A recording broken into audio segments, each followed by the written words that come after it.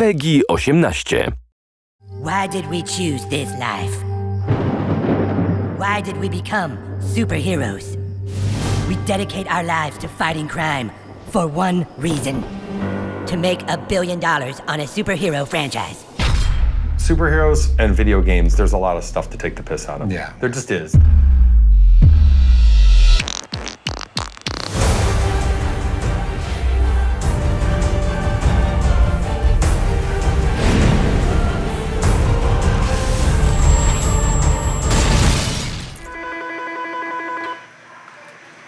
Hello, South Park. We learned so much from Stick of Truth that we decided, let's do another one and take everything we've learned and kind of make it better. And so We did learn a lot, and I think this game's gonna be much, much better. And now it's gonna be worse, because I just said that. You just said that. So there's Stick of Truth, and this literally happens like the next day in town. Your superpowers are no match for me! Everybody switch games, we're playing superheroes now! And you're still that same character. You're still that kid that did all that stuff with the stick. This dork? Like, wearing a little crown? And now something new is happening in town. And so even though you've really risen to prominence in the Stick of Truth game, they're all like, well, you can't play this with us. You're nobody again. Does this look like a superhero to you? It just seems like a perfect RPG thing of like, you're this big, powerful person, and now you're nothing, and you've got to work your way back. Matt and Trey are both gamers. They've really invested a lot of time and effort into this project and working closely with Jason and his team to make sure that they nail this process perfectly. Even as we're first starting to figure out the first ideas of what it could be, we brought everyone from Ubisoft down and had them in those meetings. We have this big fight where the kids split up, and that's basically backstory. How come I have to have the Netflix series? I want a movie too. Do I get my own movie? Not everyone gets their own movie. Maybe we'll just go and do our own franchise. Yeah. Yeah! Oh, you want Civil War? Is that what you want? Yeah, dude, it's Civil War. F you. F you, get out of my house. Oh, it'd be so cool for them to be in a fight on opposite sides.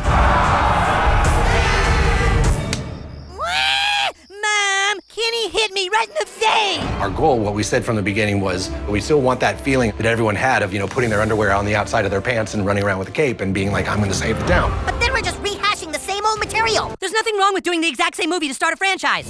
How's it going, bro? My name. I started going back and watching PewDiePie play Stick of Truth. This game is really detailed. You gotta appreciate it for that, man. And it was just the best material I could have, because it was like I was watching an audience member play it and what they were thinking about it. They're all kind of similar, the attacks or whatever. And going, well, this part's lame. And I'm like, okay, that part's lame. And like, it was just great to have that as a resource. Dude, what the f? Who let this ordinary citizen into the Coon lair? There are RPG elements. You can level up your character. There are certain powers that you can equip to your character. Speedster, yes, like the Flash or Quicksilver. I like it. You have a team of buddies that join you in all of your combat, and they all have their unique personalities and powers as well. It is an outrageous tactical RPG Bringing the thunder! in a superhero suit. This time, it's serious. Game development is different from the way that Matt and Trey run the show. We are very familiar with their process over there. They do a 6-day sort of turnaround from nothing to making an actual episode for the show. And we do have to elongate that a little bit for our game development process. One of the challenges that we knew we'd face is that Trey wants to try stuff and change stuff, and we need to be as fast as the show, or at least try to get somewhere close. So the process begins, it comes out of the writer's room. We start with a script. Trey will give us a draft, and the majority of the artwork and design work that's going into this game is designed by our department. Part of the fun of the first game was that you get to pick what type of character you are, what costumes you get to wear. Part of this game is going to have that too, where you get to sort of dress your character up based on your superpower or based on what type of superhero that you are. So these are some concepts that we created to kind of get an idea of what these kids would look like. There's a very specific style to South Park. Not everyone can just simply animate and make it look like South Park. There's a lot of little nuances that I've had to learn. It is much more complex than some of the more high graphic games that I've worked on, simply because it's so hand-drawn and it's a unique style. There's a lot of attention to detail in the show. If you look at a tree, none of the trees are exactly the same. They have different lines because everything is hand-drawn. I think the hardest feature that we've had to develop so far has been combat. The combat stuff is definitely the most intense technical gameplay part of it. We knew we wanted to keep turn-based, You were heard, yes, but the intruder had made a critical mistake. He pissed you off. Because that works really well for timing and comedy and allows us, like, the conceit of the boys playing a game within a game. Nice. But we definitely wanted it to be version 2.0. I think we can all agree that this kid shows a lot of potential. We're expanding upon the combat, moving from a more traditional JRPG turn style to something that's a little more tactically based. That pretty much allows our players to have a lot more flexibility in terms of how they attack combat. Car! Car! Stay out of the street, damn kids! You, dude. It's Civil War, dick. Being able to pick which heroes they want at their sides, combining powers and abilities, and positioning their characters adeptly. You're actually having to think a little bit more about your next move and maybe even 2-3 moves ahead. You want it to be complex enough to be fun and challenging and have strategies, but you also want it to be simple enough that it looks like South Park and it is just still fun.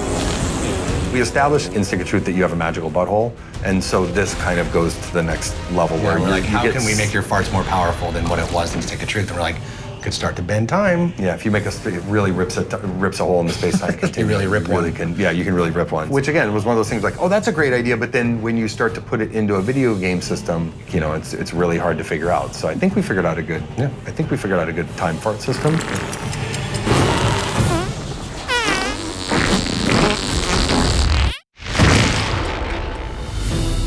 A game is such a different animal than a TV show or a movie or anything. I don't want just a movie where I press X a lot. What I'm psyched about with Fractured is that I just like the fact that there's like something that we are doing that we couldn't do in a show. And there's a way to experience the town and jokes in a way that you couldn't do in the show.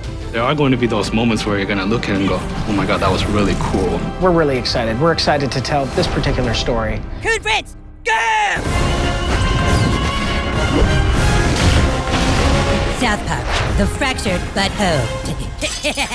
It was originally called the Butthole of Time. Yeah. They ran it past the whatever, and they said you can't put butthole. The retailers won't put butthole. The retailers won't put it there on a shelf. So I just sat there at my desk for hours. How do I get past butthole, this? butthole, butthole, butthole, butthole. It was actually one of my proudest moments.